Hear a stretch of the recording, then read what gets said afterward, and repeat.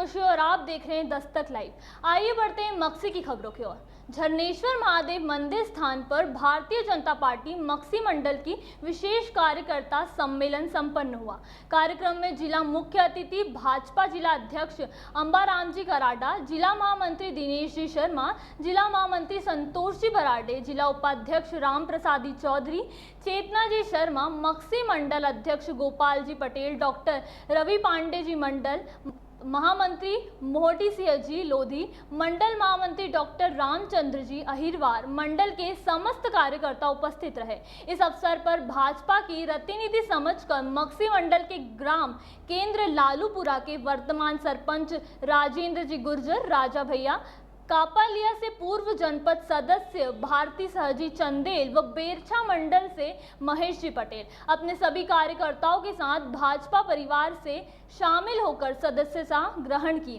Party की ओर से जिला अध्यक्ष अंबाराम जी कराडा द्वारा सभी को साफा बांधकर माला पहनाकर स्वागत सम्मान किया गया। यह जानकारी भाजपा मक्सी मंडल कोषाध्यक्ष जुगल किशोर भास्कर द्वारा दी गई। झरनेश्वर महादेव के इस पवित्र स्थान पर पार्टी के इस बृहद आयोजन में हम सबके बीच में विराजमान भारतीय जनता पार्टी के इस मंडल के मंडल अध्यक्ष आदरणीय गोपाल पटेल जी, हमारे जिले के महामंत्री आदरणीय दिनेश शर्मा जी, दूसरे महामंत्री आदरणीय संतोष बराडा जी, जिले के उपाध्यक्ष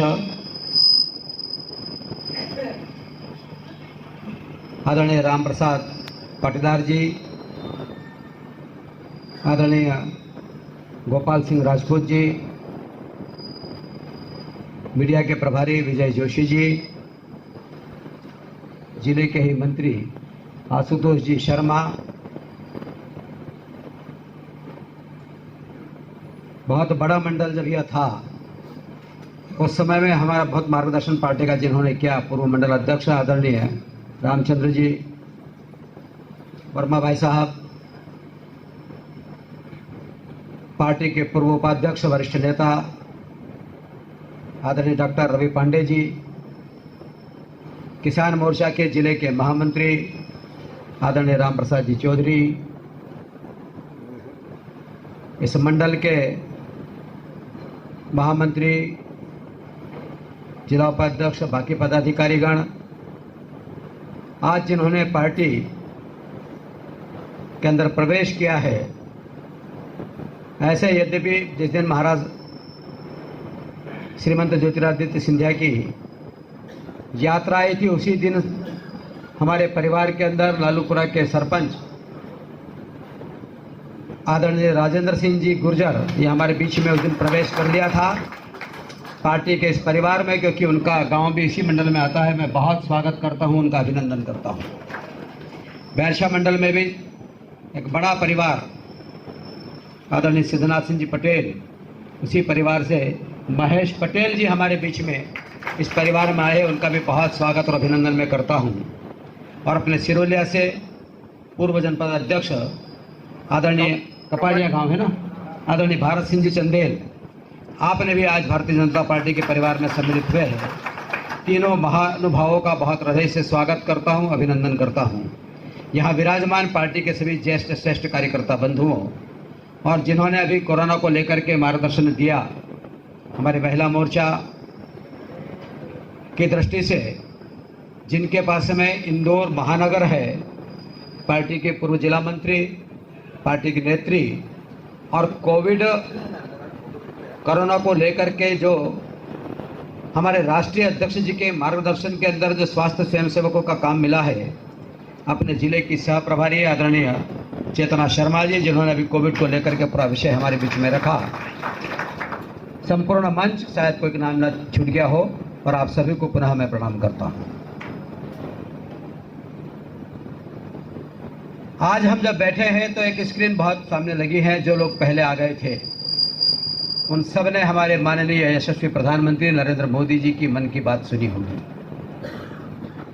चर्चा वहां से इसलिए प्रारंभ करना चाहता हूं कि हर महीने का आखिरी जो रविवार है वह रविवार सवेरे 11 बजे हर महीने हमारे देश के यशस्वी प्रधानमंत्री देश के नागरिकों से मन की बात करते हैं। हम मोबाइल पर सुन सकते हैं, टीवी की स्क्रीन पर सुन सकते हैं, परिवार के साथ में सुन सकते हैं, घर में बैठ करके उसको सुन सकते हैं। और मैं भी चाह रहा था कि यहाँ बैठ करके उसको सुनूं, पर गांव के अंदर ही सवेरे से कार्यकर्ताओं का मिलने जुलने का इस प्रकार का क्रम चला कि यहाँ आते आते जो है विलंब हो गया और मैंने नाराजगी भी व्यक्त करी कि मन की बात में मुझे वहाँ पहुँचना था। और उसका सुपरिणाम यह निकला कि एक कार्यकर्ता दौड़ करके बैरसा से लैपटॉप ले आया और गाड़ी में मुझे पकड़ा दिया ताकि मैं मन की बात को सुन सकूं। आज इस मन की बात को सुनने के लिए हमारे किसान अनुसूचित जाति मोर्चा के राष्ट्रीय महामंत्री जो राज्यसभा के सांसद भी है, आदरणीय क्या धनंजय जी नाम है ना उनका, संतोष जी, राष्ट्रीय महामंत्री जी, दुष्यंत कुमार जी हमारे बीच में आने वाले थे। वो इंदौर एक कार्यक्रम में थे, सहज बातचीत हुई तो उन्होंने कहा कि मैं शाजापुर आकर के उसको सुनना चाहता हूँ। तो हमने भी उनको आग्रह किया था कि वो यहाँ झरनेश्वर में आ जाएं और इसलिए स्क्रीन भी लगाई थी कि कार्यकर्ताओं के बीच बैठ करके सुनेंगे। और वहाँ के उनके कार्यक्रम से वो निकलने की स्थिति उनकी बन नहीं पाई और महिला मोर्चा की बहनों का एक बड़ा कार्यक्रम वहाँ एक आयोजित हो गया, तो वो उसके अंदर होने के कारण से चाह करके भी हमारे बीच में नहीं आए। और उन्होंने एक संदेश भेजा है कि आप जाएं तो मेरी ओर से सब कार्यकर्ताओं को प्रणाम करना। राष्ट्र यज्ञ में लगने वाले इस प्रकार के कार्यकर्ताओं का मैं प्रत्यक्ष दर्शन करना चाहता था पर आ नहीं पाया हूं, इसलिए उन्होंने भी अपनी शुभकामनाएं और संदेश आप सबके लिए भेजा है, तो उल्लेख करते हुए उनका शुभकामना भी मैं आपको देना चाह रहा हूँ। बंधुओं, आज हम जब बैठे हैं इस देश के नागरिक होने के नाते हमको इस देश की राजनीतिक परिस्थितियों की भी चर्चा करना चाहिए, राजनीति के क्षेत्र में काम करने वाले राजनीतिक दलों की भी चर्चा करना चाहिए।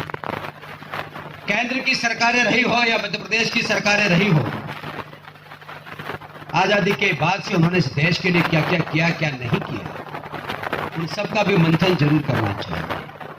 हम भगवान महाकाल की नगरी में बैठे हैं, झरनेश्वर महादेव पर बैठे हैं और शिव तो अमृत मंथन के साक्षी रहे हैं।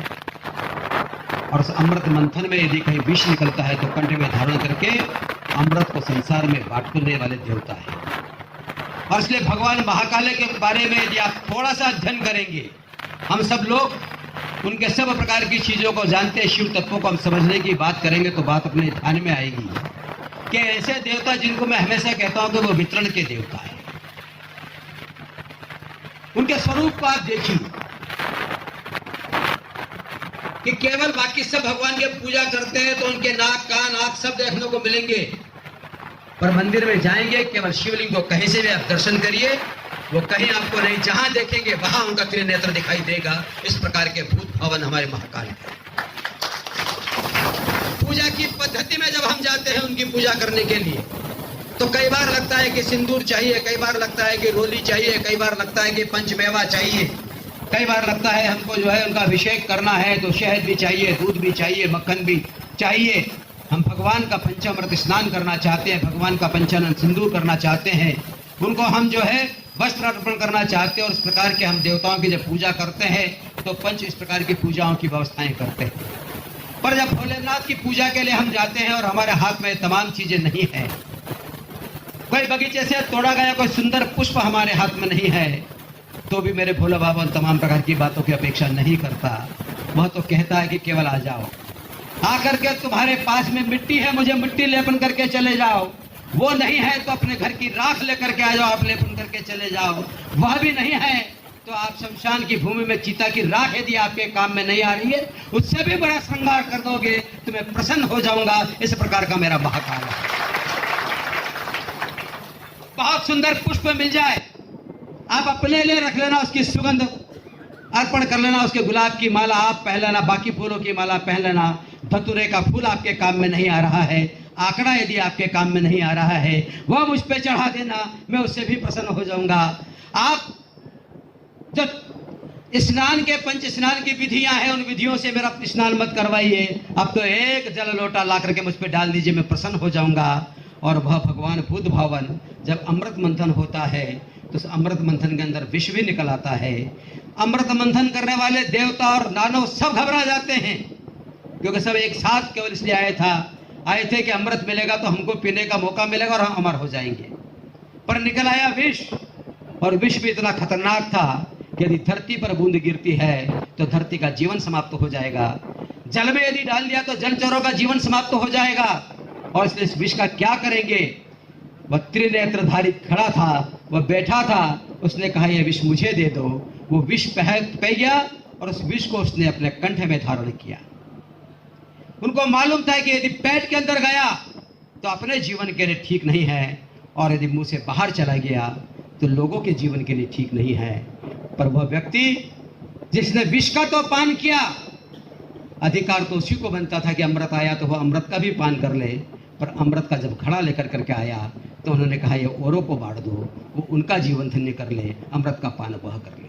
यह शिव तत्व है, और इसलिए इस परंपरा को समझने की आवश्यकता है भगवान के चरणों में जब बैठे हैं। श्रावण मास अभी अभी पूर्णता की ओर है, वह है। पर अभी भी महाकाल की सवारियां क्योंकि परंपरा के साथ निकलती है तो अंतिम सवारी निकलना भी बाकी है।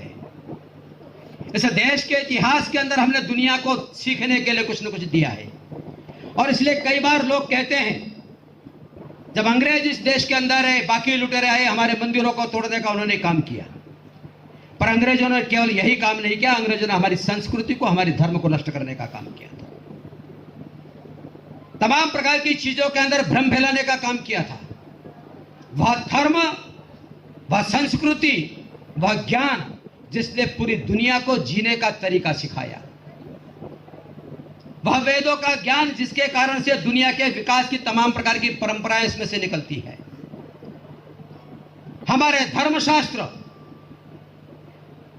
चाहे वो श्रीमद् भगवद गीता हो, चाहे महाभारत हो, चाहे रामायण हो, या अन्य प्रकार के हमारा धर्मशास्त्र हो, जो लोगों को जीवन का एक संदेश देते हैं, प्रेरणा देने का काम करते हैं, उन तमाम के बारे में न जाने कितने प्रकार की भ्रांति फैलाने का काम किया।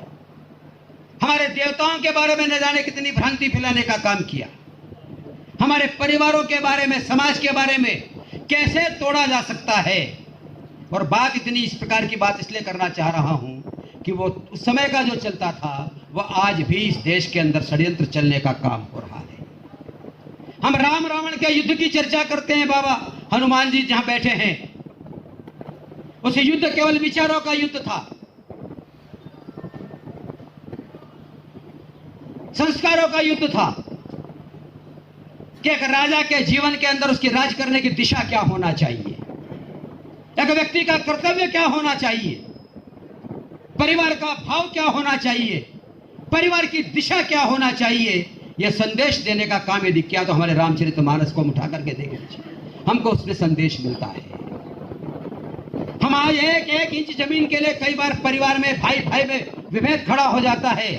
एक माँ के गर्भ से जन्म लेने वाले कई बार छोटी सी बात के लिए हम बात करके खड़े हो जाते हैं, और कई बार तो ये तमाम प्रकार की चीजें खड़ी हो जाती है कि घर के अंदर छोटी सी बात को लेकर के विवाद खड़ा हुआ है, गांव के अंदर छोटे से सरपंच के चुनाव को लेकर के विवाद खड़ा हुआ है, और सजा देने की बात आती है तो हम शिवराज सिंह चौहान को सजा दे बैठते हैं, सजा देने की बात आती है तो हम सजा नरेंद्र मोदी को देने का काम कर बैठते हैं, हम भारत माता को सजा देने का काम कर देते हैं। झगड़ा उनसे तो नहीं हुआ, झगड़ा गांव का हमारे अपने घर का था, उस विषय को वहां अलग प्रकार से निपटाया जा सकता है। और इसलिए तमाम चीजों में दृष्टि देखना पड़ेगी कि हमारे कामों के अंदर, हमारे व्यवहार के अंदर, हमारी तमाम प्रकार की चीजों के अंदर हमारा धर्म क्या कहता है। और कई बार केवल धर्म ये नहीं है, युद्ध क्षेत्र के अंदर हम सब जानते हैं जब महाभारत का युद्ध हो रहा था, जिस बात के लिए युद्ध लड़ा गया, जिस बात के युद्ध लड़ने के लिए स्वयं अर्जुन ने जाकर के